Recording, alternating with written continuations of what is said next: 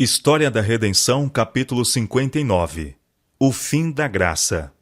Foi-me indicado o tempo em que a mensagem do terceiro anjo estava a finalizar-se. O poder de Deus havia repousado sobre seu povo, tinha cumprido a sua obra, e encontrava-se preparado para a hora de prova que diante deles estava.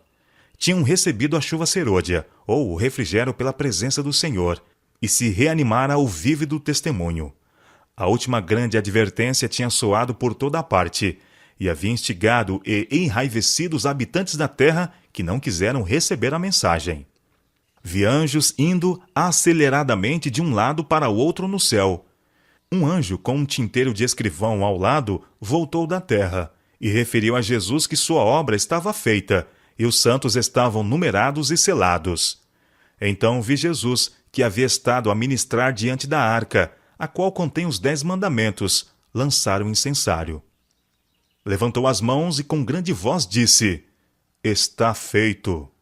E toda a hoste angélica tirou suas coroas quando Jesus fez a solene declaração: Continue o injusto fazendo injustiça.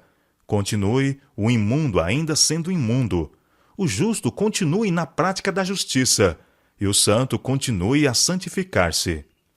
Apocalipse capítulo 22, verso 11. Cada caso fora decidido para a vida ou para a morte. Enquanto Jesus estivera ministrando no santuário, o juízo estivera em andamento pelos justos mortos, e a seguir pelos justos vivos. Cristo recebera seu reino, tendo feito expiação pelo seu povo, e apagado os seus pecados. Os súditos do reino estavam completos.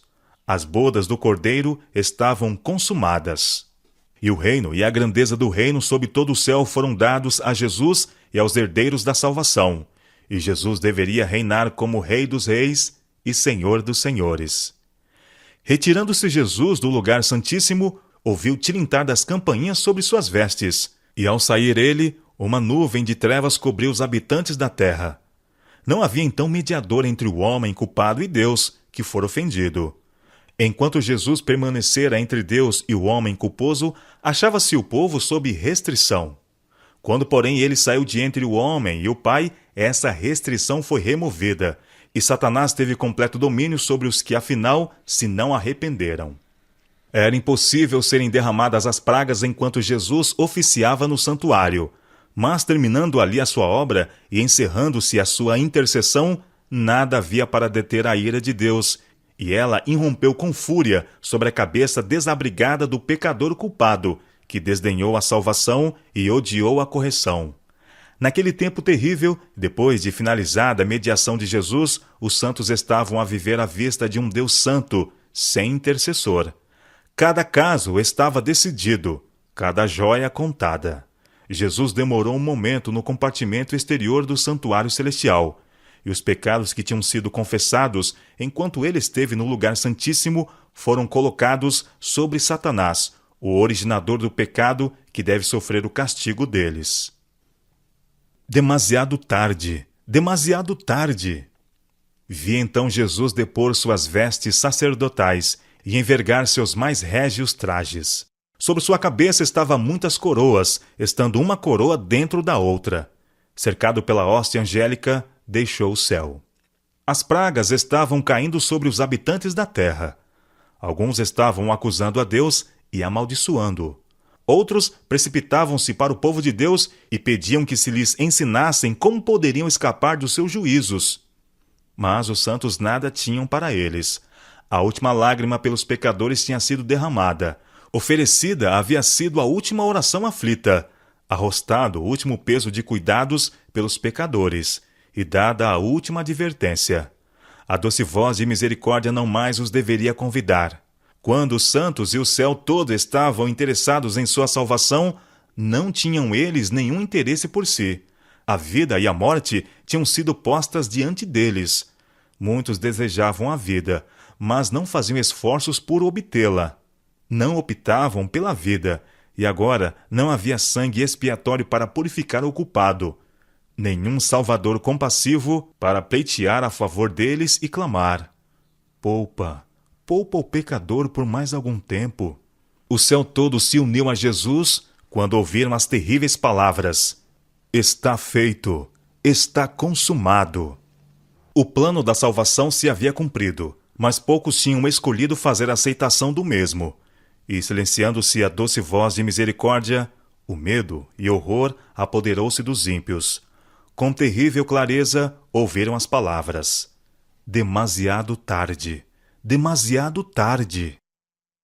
Os que não tinham prezado a palavra de Deus iam apressadamente de um lado para outro, vagueando de mar a mar e do norte ao oriente em busca da palavra do Senhor. Disse o anjo: eles não a acharão.